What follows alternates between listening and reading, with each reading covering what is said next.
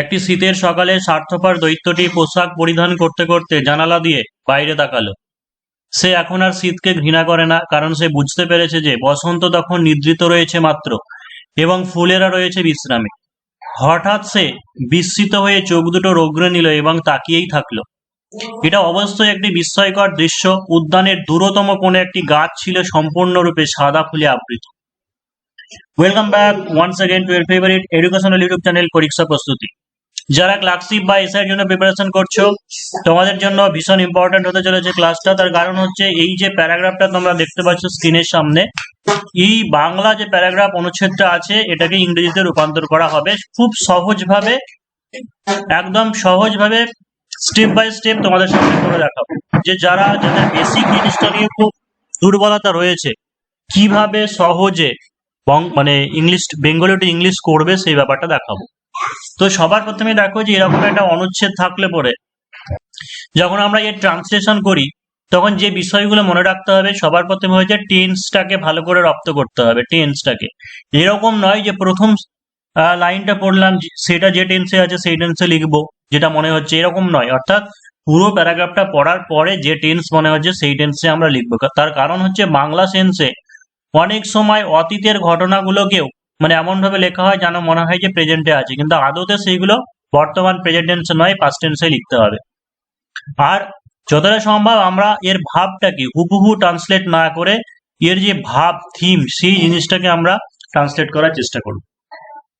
তাহলে দেখো যে এই প্যারাগ্রাফে প্রথম যে লাইনটা আছে যে পরিধান করতে করতে জানালা দিকে বাইরে তাকালো, সে এখন আর শীতকে ঘৃণা করে না কারণ সে বুঝতে পেরেছে নিদ্রিত রয়েছে মাত্র। এগুলো দেখে মনে হচ্ছে একটা প্রেজেন্ট মানে সেন্স, প্রেজেন্ট টেন্স। কিন্তু দেখো তো এই যে কথাটা লেখা আছে যে উদ্যানের দূরতম কোণে একটি গাছ ছিল সম্পূর্ণরূপে সাদা ফুলে আবৃত। এই যে ছিল বলে দিয়েছে এখানে, ছিল, তার মানে এখান থেকে আমরা কনফার্ম হয়ে গেলাম যে অবশ্যই এটা সবই পাস্টের কথাই বলছে। এই যে গাছের শাখাগুলি ছিল সোনালী আর সেগুলো থেকে ঝুলছিল রূপলি ফল এবং তার নিচেই সেই ছোট্ট শিশুটি দাঁড়িয়ে ছিল যাকে সে ভালোবেসেছিল। তাহলে চলো এবার আমরা এগুলোকে আলাদা করে নিই সেন্টেন্স গুলোকে এবং একটা একটা করে বাক্য ট্রান্সলেট করব। তাহলে আমার প্রথম বাক্য কি আছে দেখো যে এক শীতের সকালে স্বার্থপর দৈত্যটি পোশাক পরিধান করতে করতে জানালার দিকে বাইরে তাকালো।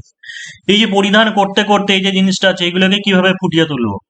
প্রথমত আমাকে দেখতে হবে সাবজেক্ট কোনটা, যে স্বার্থপর দৈত্যটি, তাই যে স্বার্থপর দৈত্যটি এটা হচ্ছে আমার সাবজেক্ট। আমার মেন ভার্ব কোনটা আছে সেটা হচ্ছে বাইরে তাকালো, বাইরে মানে তাকালো, এটা হচ্ছে আমার ভার্ব আছে। তাহলে দেখো স্বার্থপর দৈত্যটি কি করবো, যে হচ্ছে দা সেলফিশ জায়েন্ট, দা সেলফিশ জায়েন্ট মানে হচ্ছে স্বার্থপর দৈত্যটি।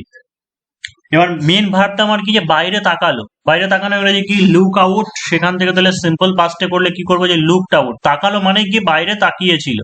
তাহলে দা সেলফিশ জায়েন্ট, তাহলে the selfish giant looked out, looked out তার জানালার বাইরে, তাহলে কি হবে looked out of his window, looked out of his window.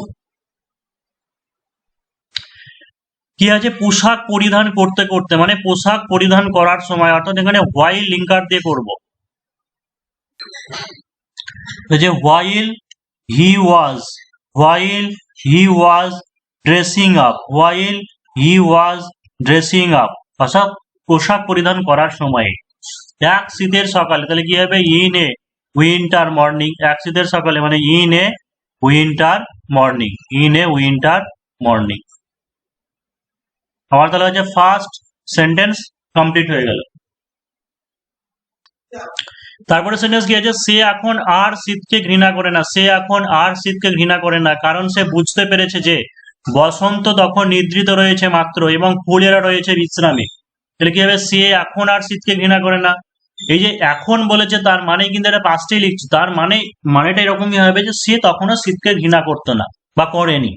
তাহলে কি হবে হি, এই যে আর যে কথাটা আছে সেটাকে আমরা নো লঙ্গার করতে পারি, যে he no longer hated, he no longer hated the winter, কারণ সে বুঝতে পেরেছে, তার মানে কারণ সে বুঝতে পেরেছিল। তাহলে because he understood, because he understood, সে বুঝতে পেরেছিল যে, আন্ডারস্টুড দ্যাট বসন্ত তখন নিদ্রিত রয়েছে মাত্র।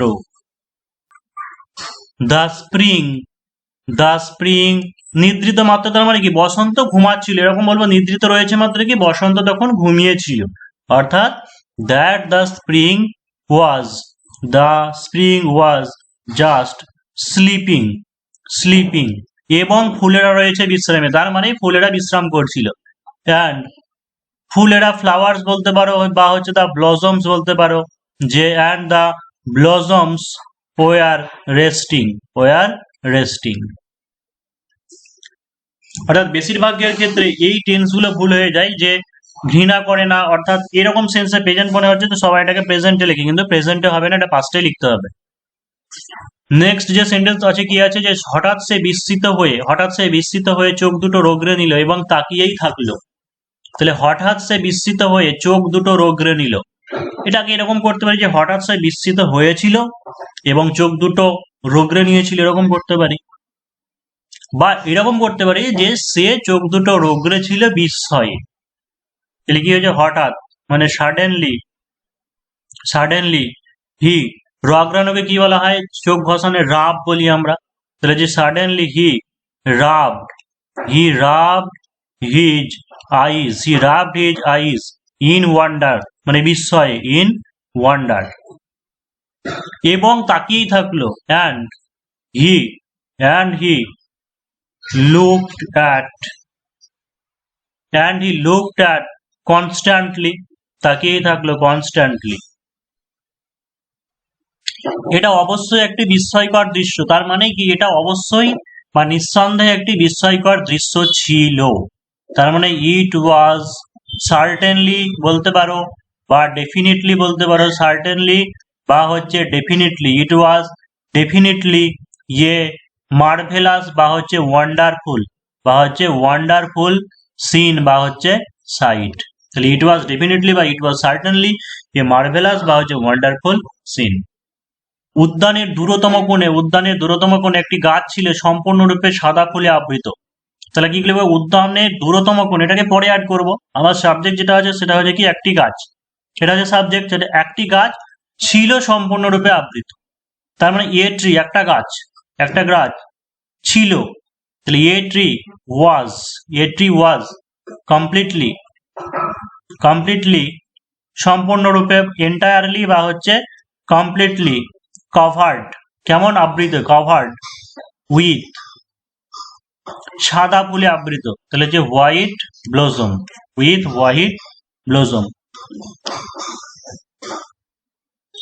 BLOSSOMS, ব্লজমস। উদ্যানের দূরতম কোণে, তাহলে কি হবে, ইন